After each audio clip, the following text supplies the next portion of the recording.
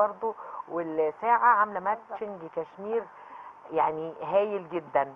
عايزه اقول لكم ان انا اصلا عايزه اقول لكل المشاهدين النهارده انا كنت جايه بطقم تاني، اوتفيت تاني خالص، بس هم عملوا لي سربرايز فظيعه بصراحه، وقالوا لي النهارده لازم تلبسي من البراند بتاعنا، فزي ما انتم شايفين بصراحه مريحني جدا وشيك جدا، خلوني غيرت الطقم بصراحه هايل جدا. انت كنت رافضه خالص تمام الموضوع ده. انت كنت رافضه بس احنا معانا صور بقى للشغل بتاعكم، ما تيجي نروح نشوفها، فريق الاعداد يجهز لنا الصور على الهوا.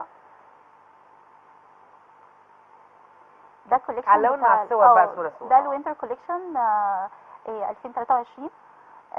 ده كان عباره عن كوتس، يعني كان 3 كوتس تقريبا، وكان في قطع البيزك اللي هي عباره عن السيتس اللي هي ممكن تلبسيها في اي وقت. كان فيها افكار بقى اللي هي القطع المساعده زي الكارديجانات القطع، ممكن تلبسيها على اي قطعه عندك فتنقل الاوتفيت لحته ثانيه.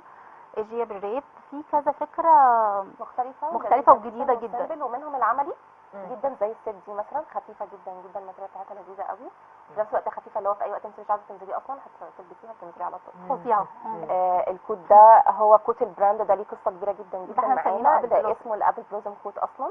هو احنا صممناه شبه اللوجو بتاعنا قوي. في كل صوره واضح جدا ده ان هو شبه اللوجو بتاعنا جدا يعني. طبعا كان ليه غلاوه خاصه عندنا. طبعا اختراعكم ده. بالظبط. لا يعني هيفضل كل الموديلات بتترسم وبتتنفذ من اي تو زي. احنا بنجيب الماتيريال وبنرسم وبنروح نقف على المشغل وكل حاجه كل الديتيلز احنا اللي طيب نكمل بقيه الصور.